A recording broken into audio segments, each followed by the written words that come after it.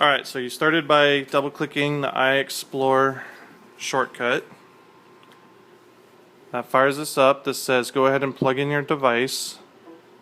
So you plug in your device, and now it finds everything. This first page is just a navigation thing.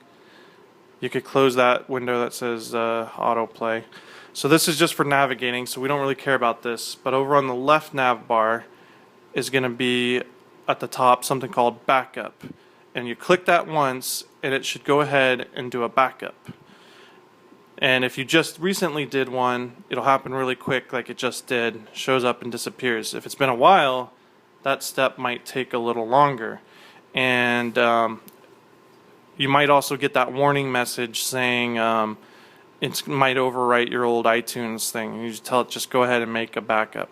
So now that it's got a backup, you're going to want to flip out the tab next to backup at the top.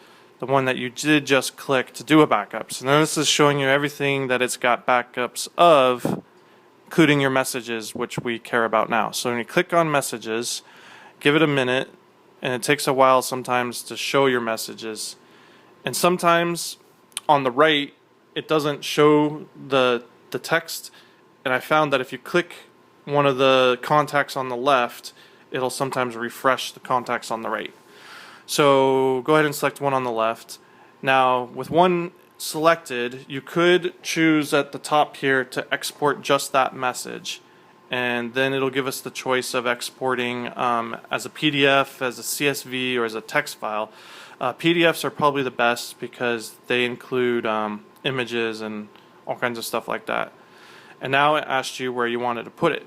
So for most of the time you won't be exporting individual files, but when you do, go ahead and put them in your libraries, documents, iPhone, messages. So that's a folder on your computer.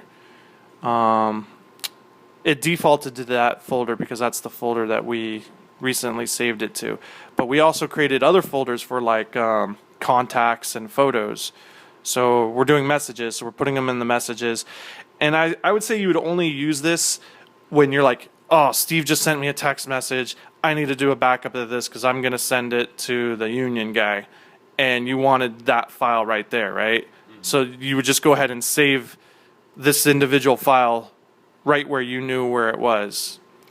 So what did this ask? Show in folder. Show in folder, yeah. So that's just going to open up Internet Explorer to the spot where you told it to save it. And so there's that message. Okay, so go ahead and close that. Most of the time, though, what you're going to want to do is a full backup. So go ahead and close. This is Window Explorer. Go ahead and close Window Explorer. All right, so here's all of your text messages. So then at the bottom, down here, there's an Export All because you're looking at your messages. So it's kind of like the same choices as you had for the individual one. So we're going to choose Export as a PDF again, just like we did before. And it also gives us a choice of where we want to save it. So we're going to navigate to the libraries, then in documents, then in, what's the choice? So now it's saying my documents, and there should be a folder called iPhone here. So then we click iPhone, and then just go down a little bit. And then our choices are contacts, messages, and photos. Now these are just folders that I created, so you could create new ones and put them in the same spot. But we're doing messages right now, so click messages. And now, at that point, wait, don't do anything. What's your question? So here, I could have, under messages, I could have created a new folder with the date. Yeah, saying that's what we're doing now. Okay. So now that we're in messages, the new thing we want to do is create a folder. So there's an option here, a third option that says make a new folder.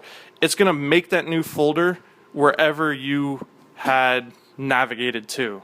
So in the beginning, it started off in libraries. Oh, you just created a folder called 7. Lies. And there's no going back. There is. Is it going to let you rename it? So sometimes this is a little tricky to do. You might not want to do stuff like that too much because we're